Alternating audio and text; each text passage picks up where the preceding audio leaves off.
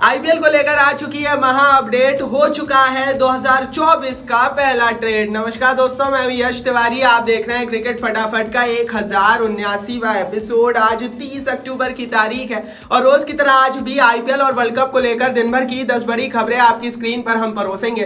तो एंड तक दोस्तों वीडियो को जरूर देखना, वीडियो को लाइक और शेयर भी जरूर करना है। 2023 के आईपीएल के बाद से ही दोस्तों, चाहे 2024 का आईपीएल हो, चाहे आईपीएल की नीलामी हो, ट्रेडिंग हो, वर्ल्ड कप हो, तमाम रिपोर्ट खबरें हर रोज सबसे पहले हम आपकी स्क्रीन पर परोसते हैं। चैनल को सब्सक्राइब नहीं किया तो फटाफट कर लीजिए, सब्सक्राइब का बटन नीचे फटाफट हिट कीजिए और बेल आइकन दबाइए। चलिए दोस्तों, शुरुआत कर लेते हैं इस वीडियो की आज दिन भर की पहली बड़ी खबर के साथ। तो ये रिपोर्ट आ रही है हार्दिक पांड्या की इंजरी के हवाले से। दोस्तों, आप सभी को पता है हार्दिक पांड्या इस समय इंजर्ड है। हालांकि बीसीसीआई ने अभी तक पांड्या की रिप्लेसमेंट की घोषणा नहीं की है, लेकिन एक अच्छी खबर हार्दिक पांड्या के हवाले से अब निकल कर आ गई है।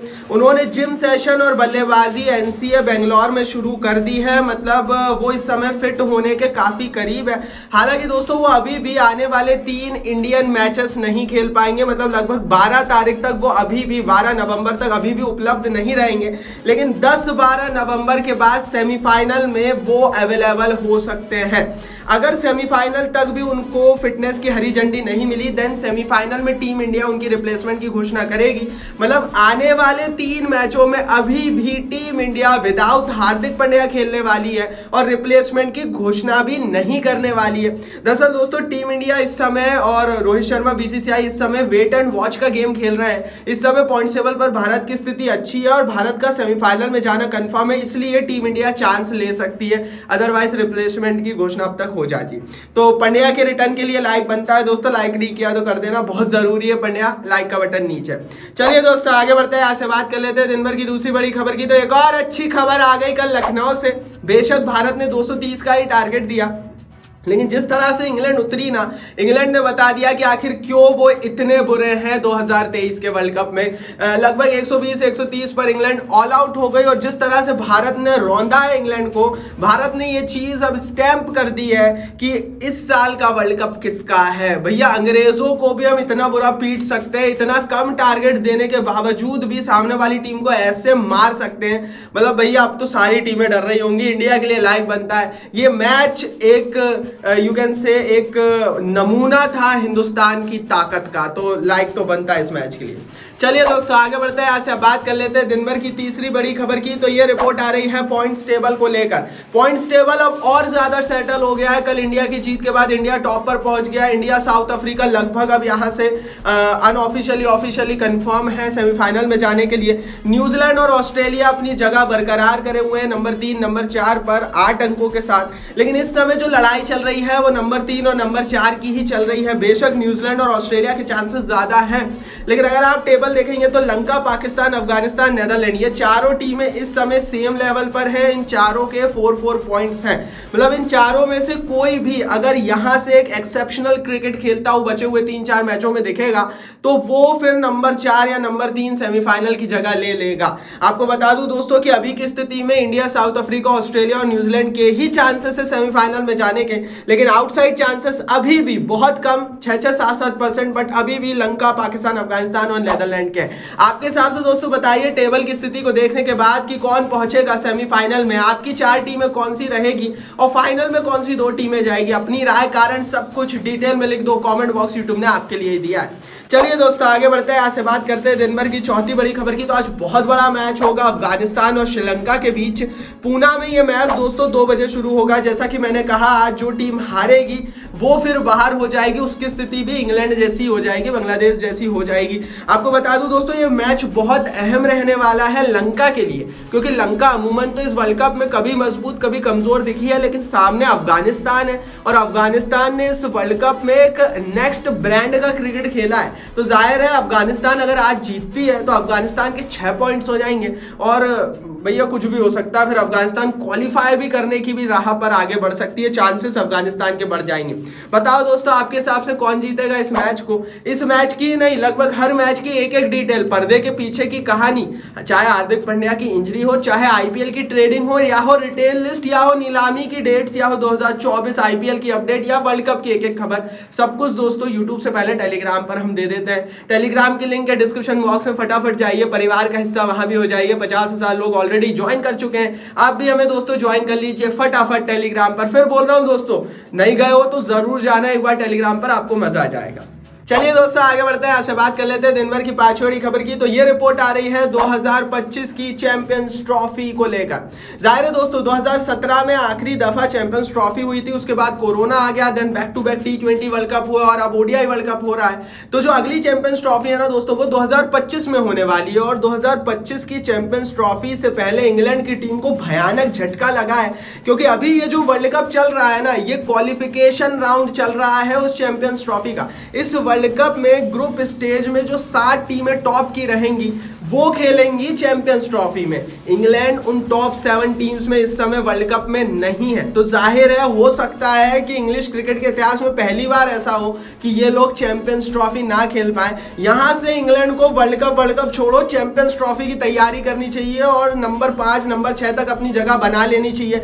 क्योंकि अगर इंग्लैंड यहां पर ग्रुप स्टेज या फिर वर्ल्ड कप के पॉइंट्स टेबल में टॉप 7 से नीचे रहता है, 8वें 9वें या 10वें नंबर पर रहता है, तो इंग्लैंड फिर 2025 की चैंपियंस ट्रॉफी जो कि रिपोर्टेडली पाकिस्तान में होने वाली है, क्वालिफाई नहीं कर पाएगा, नहीं खेल पाएगा। और ये सचमुच वर्ल्ड क्रिकेट के लिए बहुत बुरा रहने वाला है। मेरे हिसाब से दोस्तों बेशक ये क्वालिफिकेशन चल रहा है, लेकिन आईसीसी की जो रैंकिंग्स है ना, उस आधार पर क्वालिफिकेशन होना चाहिए, ऐसा मुझे लगता है। बाकी हाँ, अभी का गणित तो यही बोलता है। चैंपियंस ट्रॉफी के दूसरे गणित की बात करूं दोस्तों, तो पाकिस्तान की टीम ऑलरेडी क्वालिफाइड है, क्योंकि पिछला चैंपियंस ट्रॉफी पाकिस्तान ने जीता है और जो है 2025 का होस्टेड बाय, मतलब पाकिस्तान में होने वाला, होस्ट करने वाला है पाकिस्तान। होगा या नहीं होगा वो 2025 में पता लगेगा।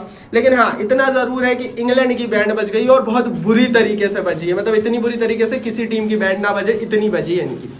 चलिए दोस्तों आगे बढ़ते हैं, आज से बात कर लेते हैं दिन भर की छठवीं बड़ी खबर की। इंग्लैंड की बैंड बजी, इसके पीछे का एक कारण भी सामने आ गया है। ओवेन मॉर्गन जो 2019 के ODI वर्ल्ड कप इंग्लैंड के विनिंग कप्तान रहे हैं, उन्होंने बड़ी बात कह दी है इंग्लैंड की टीम पर और इस समय इंग्लैंड के ड्रेसिंग रूम पर। उन्होंने कहा है the dressing room is unsettled and have a rift. उन्होंने कहा है कि भैया इंग्लैंड के ड्रेसिंग रूम में खिलाड़ियों के बीच रिफ्ट है, खिलाड़ी एक दूसरे से लड़ाई झगड़े कर रहे हैं, खिलाड़ियों की एक दूसरे के साथ नहीं बन रही है, इसीलिए इंग्लैंड का ड्रेसिंग रूम जो है वो अनसेटल्ड दिखाई दे रहा है। इसीलिए कप्तान जॉस बटलर बहुत ज्यादा कमजोर दिखाई दे रहा है मैचेस में, ना ही उनका बल्ला चल रहा है, ना ही उनकी कप्तानी चल रही है, और इसीलिए इंग्लैंड हार रही है। ओवेन मॉर्गन ने कहा कि खिलाड़ियों पर बेशक ठीकरा फूटना चाहिए, लेकिन इंग्लिश क्रिकेट बोर्ड कहां पर खड़ा है, क्या कर रहा है? भैया इतना बड़ा क्रिकेट बोर्ड है, दुनिया के टॉप 3 क्रिकेट बोर्ड बिग 3 में आता है, और क्या अपने प्लेयर्स को नहीं संभाल सकता? ये सारी बातें ओवेन मॉर्गन ने कही है। ओवेन मॉर्गन दुखी नजर आए 2019 में जिस टीम ने वर्ल्ड कप जीता, 2023 में आखिर ऐसा क्या हो गया कि वो अपने मैचेस तक नहीं जीत पा रही है, ग्रुप स्टेज में छोटी छोटी टीमों से हार रही है। तो सवाल तो उठता है और वर्ल्ड क्रिकेट में हर किसी को ये सवाल पूछना चाहिए। हालांकि भैया अपने को कोई दिक्कत नहीं, अपना देश तो खूब बैंड बजा रहा है, इंडिया तो सबकी बैंड बजा रहा है, तो लाइक तो बनता है। चलिए दोस्तों आगे बढ़ते हैं, यहाँ से बात करते हैं दिन भर की 7वीं बड़ी खबर की। तो बहुत बड़ी रिपोर्ट आ रही है आईपीएल की ट्रेडिंग को लेकर। रिटेल लिस्ट आने वाली है 1 महीने बाद और अब ट्रेडिंग की सुगबुगाहट तेज होने लगी है। एक बड़ी ट्रेडिंग दोस्तों होती हुई नजर आ रही है आईपीएल 2024 में। गुजरात टाइटंस ने ये ट्रेडिंग इनिशिएट की है। रिपोर्ट्स आ रही है, सोशल मीडिया पर भी खबर बहुत वायरल हो रही है। बड़े सोर्सेस ने रिपोर्ट दी है कि गुजरात टाइटंस ने लखनऊ सुपर जायंट्स के साथ कृणाल पंड्या की ट्रेडिंग की बात की है। 8.2 करोड़ रुपए में गुजरात वाले ट्रेड इन कराना चाहते हैं कृणाल पंड्या को। कृणाल पंड्या गुजरात से ही आते हैं, उनके भाई हार्दिक पंड्या गुजरात टाइटंस के कप्तान हैं, और जाहिर है कि हो सकता है कि कृणाल पंड्या का भी मन हो गुजरात टाइटंस में जाने का। अब ये ट्रेडिंग हो पाती है या नहीं हो पाती है, इस पर कई सारी चीजें, क्योंकि लखनऊ वाले भी अभी बीच में पड़ेंगे। लखनऊ वाले भी नहीं चाहते कि कृणाल पंड्या जाए, कृणाल एक बड़े प्लेयर है, तो जाहिर है कि अभी ये फाइनलाइज ट्रेडिंग नहीं हुई है। लेकिन गुजरात टाइटंस वालों ने ये ट्रेडिंग इनिशिएट कर दी है। आगे क्या होगा वो प्रोसीजर भी समझ लीजिए। अब कृणाल पंड्या का भी मन बनना चाहिए और लखनऊ सुपर जायंट्स का भी मन बनना चाहिए। जब तीनों पार्टीज एक पेज पर आ जाएंगी और मन बन जाएगा, देन ट्रेडिंग होती है। ट्रेडिंग का सीधा नियम है दोस्तों, खिलाड़ी का भी उसमें अनुमति होना चाहिए और दोनों टीमें जिनके बीच ट्रेडिंग हो रही है उनकी दोनों की अनुमति होनी चाहिए। अगर लखनऊ वाले नहीं माने देन फिर ये ट्रेडिंग नहीं हो पाएगी। तो जाहिर है भैया पहली ट्रेडिंग की इनिशिएशन हो गई है। अब क्या केएल राहुल छोड़ेंगे कृणाल पंड्या को, ये तो समय बताएगा, हम बता देंगे। सब्सक्राइब कर रखो, बेल आइकन दबा कर रखो और टेलीग्राम पर ज्वाइन कर रखो, वहां पर पहले ही सारी रिपोर्ट दे देंगे, link is in the description box. चलिए दोस्तों आगे बढ़ते हैं, यहाँ से बात कर लेते हैं दिन भर की 8वीं बड़ी खबर की। नहीं रुके लखनऊ में हिंदुस्तान के शेर, क्योंकि करनी थी लंका के खिलाफ रण की तैयारी। जी हाँ दोस्तों, भारत की टीम इंग्लैंड को हराने के तुरंत बाद मुंबई के लिए रवाना हो गई। आपको बता दूं कि आज मुंबई पहुंच चुके हैं इंडिया की जो प्लेयर्स हैं, और 2 नवंबर को वानखेड़े स्टेडियम में मैच है, तो यहाँ से अब 3 दिन पूरे मिलेंगे प्लेयर्स को। आपको बता दूं दोस्तों कि मोस्टली प्लेयर्स के घर मुंबई में है, इसीलिए प्लेयर्स को बहुत ज़्यादा जल्दी थी मुंबई जाने की, क्योंकि कई सारे प्लेयर्स अब अपने घर भी जा सकेंगे। रोहित शर्मा का घर मुंबई में है, विराट का घर मुंबई में है, बुमराह का घर मुंबई में है, शामी भी मुंबई में रहते हैं, हार्दिक पांड्या तो खैर बेंगलोर में एनसीए में, लेकिन उसके अलावा श्रेयस अय्यर हो गए, सूर्य कुमार यादव हो गए, लगभग 80 to 90% प्लेयर्स जो है ना उनके घर मुंबई में है। एंड दैट्स व्हाई प्लेयर्स ने लखनऊ छोड़ा मैच, पहले तो पीटा इंग्लैंड को, तुरंत लखनऊ छोड़ा और तुरंत मुंबई आ गए। लाइव बनता है इंडिया के लिए, इंडिया के प्लेयर्स के लिए। चलिए दोस्तों आगे बढ़ते हैं, यहाँ से बात कर लेते हैं दिन भर की 9वीं बड़ी खबर की। तो पाकिस्तान बाज नहीं आ रहा है आईपीएल को कॉपी करने से, क्योंकि लगभग 4 साल पहले आईपीएल में महिला कोच की एंट्री हो गई थी। पीएसएल वालों ने कॉपी कर महिला कोच की एंट्री करा ली है। मुल्तान सुल्तान ने कैथरीन डल्टन को अपना पहला फीमेल फास्ट बॉलिंग कोच बनाया है। उन्होंने कहा है कि वुमेन्स क्रिकेट की तरफ ये एक बहुत बड़ा कदम है। आपको बता दूं दोस्तों कि जो इस समय पूरी दुनिया में वुमेन्स क्रिकेट के लिए सबसे ज़्यादा काम कर रहा है वो ऑस्ट्रेलियन क्रिकेट बोर्ड है और बीसीसीआई है। बीसीसीआई ने भी रिसेंटली महिला आईपीएल शुरू किया है। पाकिस्तान से उम्मीद की जा रही थी कि वो भी करेगा, जाहिर है पाकिस्तान क्रिकेट बोर्ड को भी महिलाओं के लिए काम करना चाहिए, लेकिन इनके पास पैसा था नहीं तो इन्होंने वो तो नहीं किया। बट हाँ, अभी इस तरह की हरकत कर दी है, एक महिला कोच को अपॉइंट कर ये कह रहे हैं कि हमने महिलाओं के लिए बहुत काम किया। मेरे हिसाब से भैया इन्हें भी एक आईपीएल को कॉपी कर एक लीग बना लेनी चाहिए वुमेन्स आईपीएल टाइप की। खैर ये लोग बना नहीं पाएंगे क्योंकि इतनी हिम्मत इनमें है नहीं। चलिए दोस्तों आगे बढ़ते हैं, यहाँ से बात कर लेते हैं दिन भर की 10वीं बड़ी रिपोर्ट की। तो ये खबर आ रही है कुलदीप यादव को लेकर। दरअसल दोस्तों कुलदीप यादव ने कल इंग्लैंड के खिलाफ ball of the world cup फेंकी। 7.2 डिग्री का टर्न लेकर इंग्लैंड के बल्लेबाज को आउट किया है कुलदीप यादव की गेंद ने, और ये इस वर्ल्ड कप की सबसे ज्यादा टर्निंग बॉल थी। दोस्तों दुनिया भर की क्रिकेट में सीम और स्विंग मूवमेंट की बड़ी बात होती है, इतना स्विंग हो रहा है, इतना सीम हो रहा है, लेकिन कोई भी स्पिनर्स की बात नहीं करता। जब आप हिंदुस्तान में आए हो तो आपको स्पिनर्स की भी बात करनी चाहिए, और जब आप स्पिनर्स की बात करेंगे तो कुलदीप की इस गेंद को भी याद रखना चाहिए, और इसीलिए सोशल मीडिया पर इसे ball of the world cup कहा जा रहा है। ये थी दिन भर की 10 बड़ी खबरें। कमेंट बॉक्स में जरूर बताना कौन सी खबर आपको अच्छी लगी, कौन सी नहीं, क्यों। टेलीग्राम पर ज्वाइन कर लो, link is in the description box. इस वीडियो को लाइक और शेयर कर दो, और सब्सक्राइब नहीं किया सब्सक्राइब का बटन भी नीचे फटाफट हिट करके बेल आइकन दबाओ।